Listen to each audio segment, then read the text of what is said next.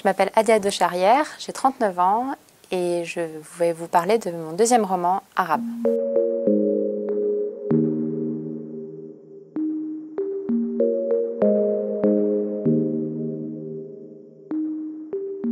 Sabah el khair.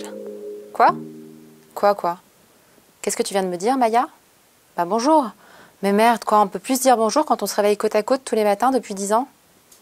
Alors Maya, c'est une jeune fille de 28 ans, française, qui se réveille un matin et sans savoir pourquoi, elle sait parfaitement parler l'arabe, sans aucune raison apparente. Donc on va la suivre sur une journée, cette première journée dans cette nouvelle langue qu'elle ignorait jusqu'à présent. Et au fur et à mesure de cette journée, elle va se perdre dans Paris. Elle va, durant ce périple parisien, faire pas mal de rencontres, de lieux, de personnages.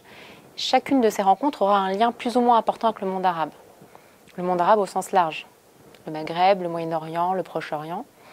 Et à travers chacune de ces rencontres, elle va opérer une sorte de quête identitaire, de voyage initiatique qui va lui permettre finalement de se construire à travers une culture qui n'est pas la sienne. Maya et le texte qui l'accompagne se sont imposés à moi de façon un peu inattendue et incongrue. J'étais en train de travailler un autre texte pendant ce temps-là, qui n'avait rien à voir, ni avec la culture, ni avec l'arabité. Et un jour, j'ouvre mon ordinateur, j'écris arabe, et ce qui va devenir les 15 premières pages du livre. Je n'avais aucune idée sur le coup de pourquoi je partais dans cette direction-là, même si au fin fond de moi-même, très clairement, mon histoire personnelle était en train de résonner dans ce texte.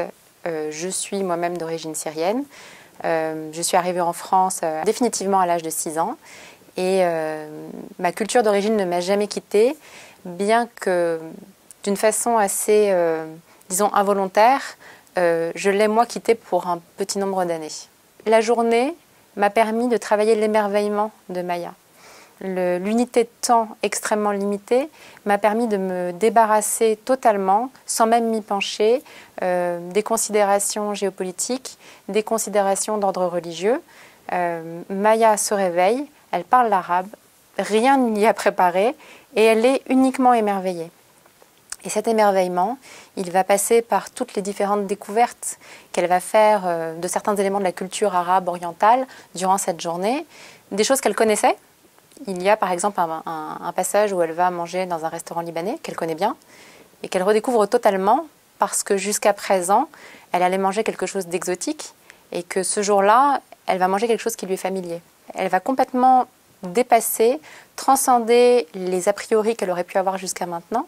Quand j'ai eu la chance de commencer à écrire ce texte et que j'ai découvert que le titre de ce texte allait être arabe, j'ai été moi-même un petit peu surprise, mais j'avais hâte de savoir ce qui m'attendait. Et je me rends compte, quand les gens m'interrogent quant au titre de mon nouveau roman, alors votre nouveau roman s'appelle comment? Et je leur dis arabe, j'ai toujours une petite satisfaction d'observer les quelques secondes qui suivent le titre. Pour la plupart, j'ai soit un mouvement d'arrêt. Ah oui, c'est bien. Soit j'ai... Ah ouais, c'est vraiment un bon titre.